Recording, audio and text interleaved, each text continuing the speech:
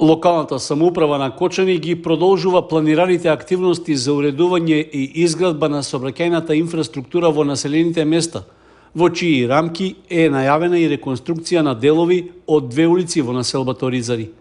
За оваа намена се планира да се инвестираат близу 15 милиони денари, обезбедени од општинскиот буџет.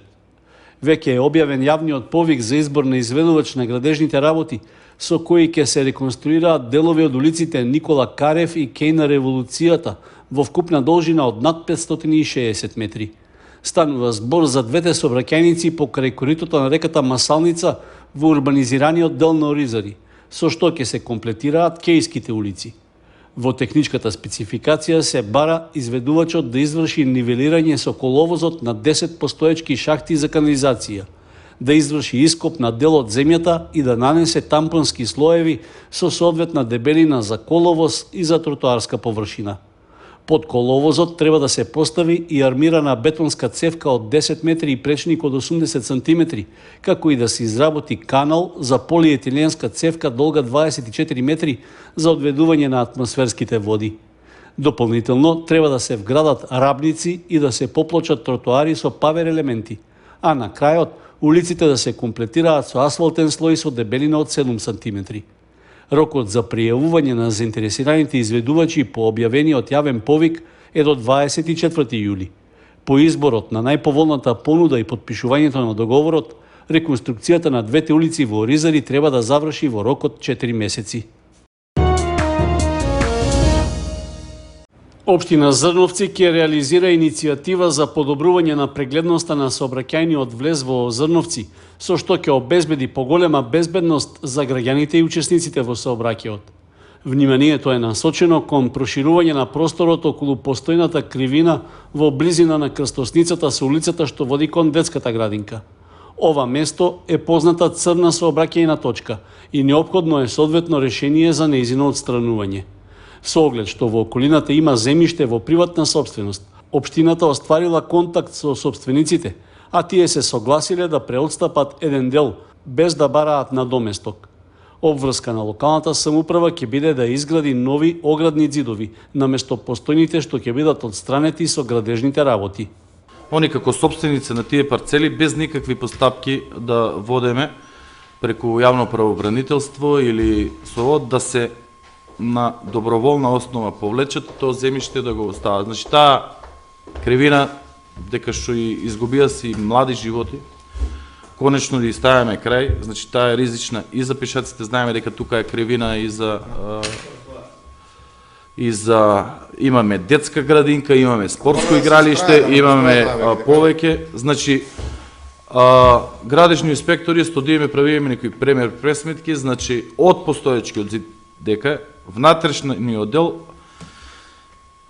треба од метар и пол до 2 да се повлечат, за да таму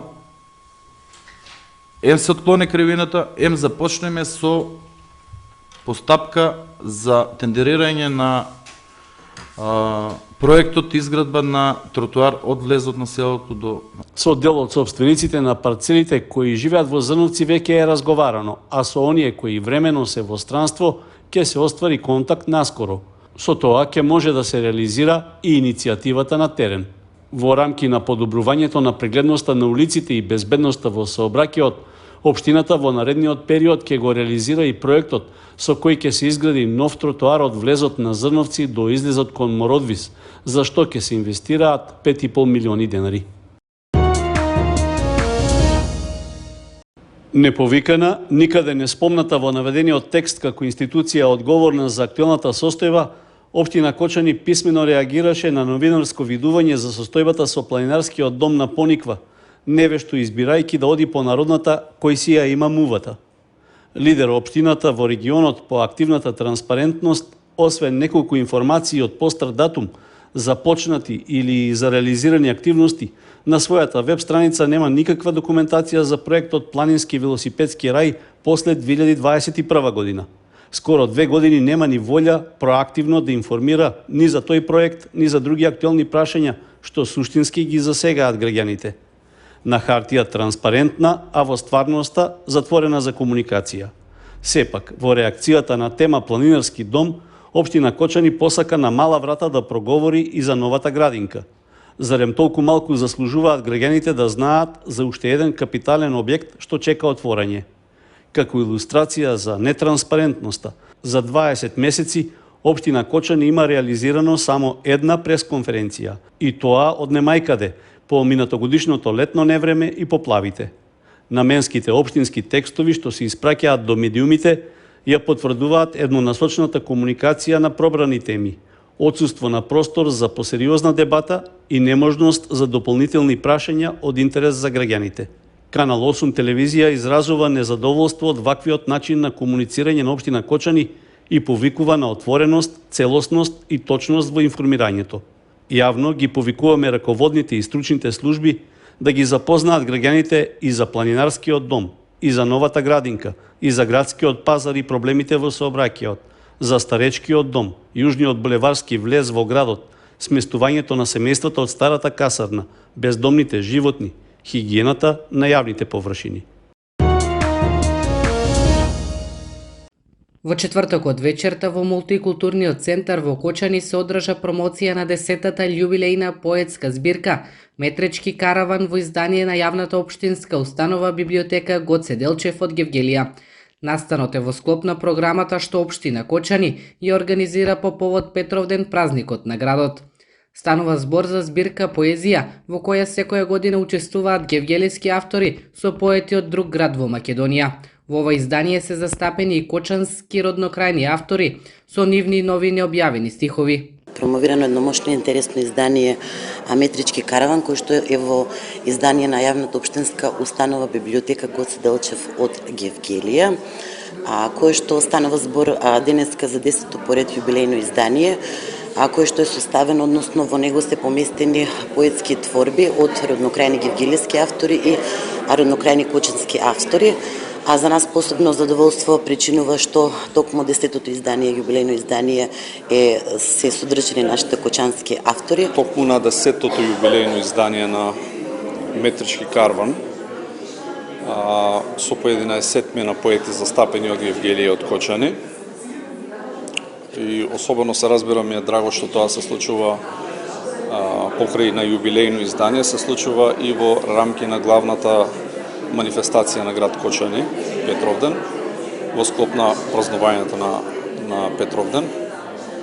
И се надевам дека ова издание, иако бројот 10 е нели број на заокруженоста, број на конечноста, број на дефинираноста, дека ова издание Метрички караван, поетскиот серијал, ќе продолжи со подеднакво темпо како темпото што го имаше досега.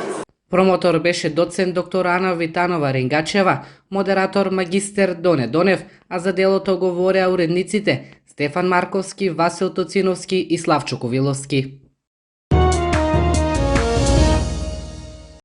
Во организација на планинарскиот спортски клуб Осогово, а со поддршка од Општина Кочани, в недела 16 јули, љубителите на природата и пешачењето ќе се искачат на врвот Китка на Осоговските планини. Според председателот на планинарскиот спортски клуб Осогово, Тошо Антов ќе се појде во 6 часот наутро од градскиот парк, а кон врвот Китка ќе се приоѓа од кај селото Горна Цера.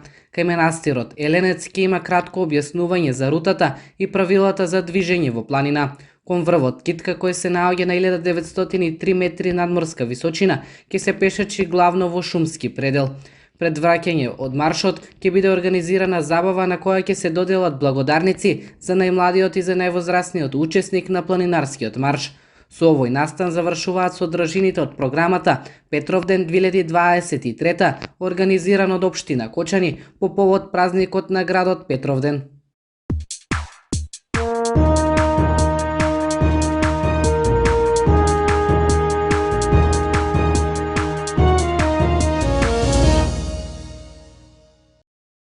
За Илинденските спортски игри во Чешинова се пријавени 6 екипи. Тие се поделени во две групи, при што во првата се екипите од Соколарци, Теранци и Пантелеј, а во втората се Чешиново, Жиганци и Чифлик.